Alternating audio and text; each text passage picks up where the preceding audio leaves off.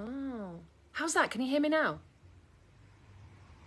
Thanks, Noreen, for pointing out no sound. Thank you, you guys, because that would have been really embarrassing if I'd carried on doing that with no sound. Can you hear me now? Oh, well.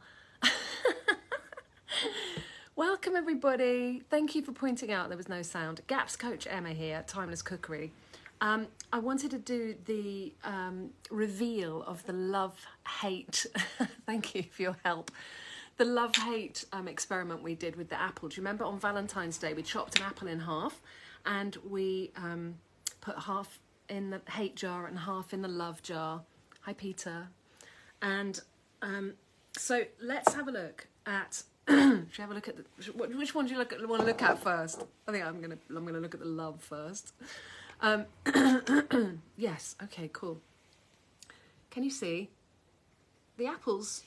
Not looking bad, is it? It's a bit mouldy around the edges, but I mean, you could cut the bad bits off and possibly eat that. I'm not sure. I'd like to, but you know. And then this is the hate jar, which every time we walk past it, we hurled abuse at it. We didn't though. I ignored it most of the time. I completely forgot. Who's that coming in? Oh, hi, Isla. Oh, look at that now. That is definitely worse off, isn't it? That's the hate jar. Isn't that amazing? So that is quite remarkable, actually. Look at that. That's the love jar. That's the hate jar. Check it out. All I did was put the two halves of apples in the jar, and then I'd love the one jar. I only did it for about 4 days, and then I forgot. I was like, I love you. Is this the hate jar? This is the hate jar. I actually felt really weird going, you're disgusting, you disgust me. I felt really bad putting that kind of energy just in my house anywhere. So, you know, after I'd hurled abuse at it, I had to go around clapping in the corners, you know, to expel the bad vibes that I'd invited into my home by just even letting off steam like that. And remember, I mean, I used to be so angry in my 20s. I used to walk around with a scowl on my face like this because I was so confused and upset, and my gut was out of whack and my microbiome was out of whack. I was just in a bad way.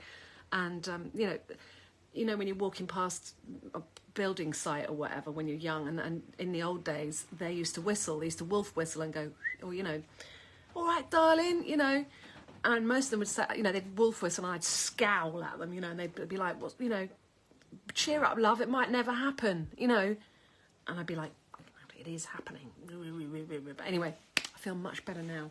So look at the love-hate experiment we did. Right, now think about how you spend your moments thinking. What are you thinking?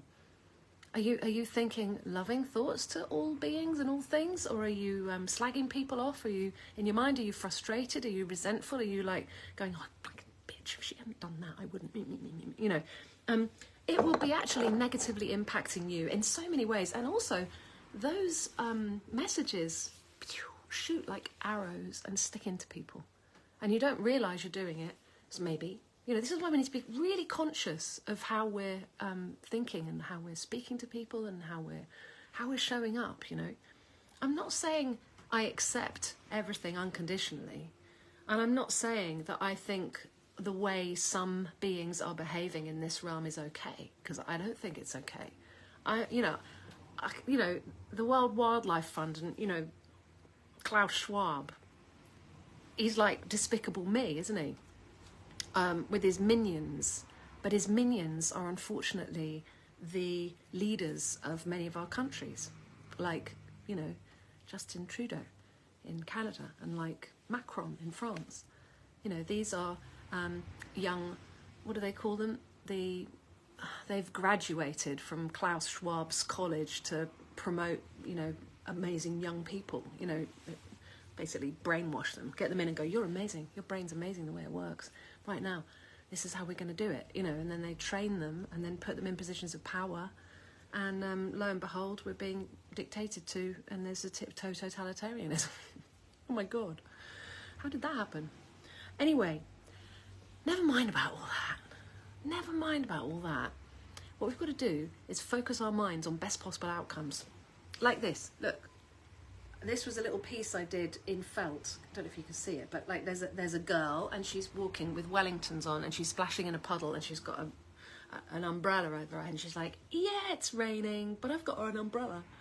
And I'm I've got Wellingtons, and I'm not getting wet feet. And it's like, you know, we've got to look at the things that we've got to count the blessings, literally. Just go, wow, I've got a roof over my head, rah. Wow, there's hot water coming out the tap. Or maybe even just cold water coming out the tap. I've lived off-grid, where I've had to pump the water, and sometimes it's like, oh, there's no water coming out the tap, okay. Or, crikey, we better go and chop some wood, or we better go and get some wood chip and fill up the hopper. I used to have a biochar stove when I was off-grid. Just an amazing piece of kit that at the time I was boasting that we were carbon neutral, you know, and now I know that that's all a big trap, that whole carbon story. Anyway, it's what it is. I'm going to focus on all good things. I'm going to focus on spreading the word of the food as a medicine. It's quite good having that mission, you know. I really enjoy that. Makes me feel good, you know. Where are you going to point your intention? Where are you going to point your attention? Because wherever attention goes, energy flows. So, you know, watch out. If you're sending out barbed thoughts, like little arrows that stick in people like poisonous darts, you know, you want to watch out, because karma, the karmic law of return, means it's probably going to come back and bite you in your arse, which is pretty good news, because when you think of all the people who are doing despicable things like Despicable Me with all those minions, you know, it's all going to come back and bite them on their arse. We don't need to do anything except turn our back on them and focus on what we can do. You know, focus on, you know, a barter exchange local thing. You know, work out what's going to happen when the digital currencies come in. You know, what we're going to use instead of money. Or, you know, when I first moved to this neck of the woods, actually, they had a, was it a Brighton pound? I seem to remember there was a pound note that was worth a pound coin, a real, you know, a fiat currency, you know, coin. But people were exchanging it here locally. This was 10 years ago, you know. We can make our own money, you know, and use it locally for local exchange and local barter. Darling hearts. Lots and lots of love to you. Remember the love-hate thing. That's the hate. Yuck. That's the love. Yay. You know, that was just with intention. That was just me going, I love you. I hate you. You've got very, very powerful minds, very, very powerful words, very, very powerful intent. So be aware of where you are pointing it, and point it to welcome in all good things, you know, and to turn your back and walk away from the weapons of mass distraction, yeah? All right, my darling hearts. Megan, happy Sunday to you all. Remember, you know, count your blessings. Are you dry? Are you warm? Have you got some food in your belly? Count your blessings. It's elemental, you know? And, yeah, look after yourselves, because when the plane's coming down, you've got to put your oxygen mask on first before you can help anybody else. So put yourself there, right there, and go, I'm going to be nice to me, I'm going to look after me, I'm going to eat for resilience and strength, and then I'll be able to help everybody else. All right, lots of love, darlings. Have a lovely Sunday. Bye.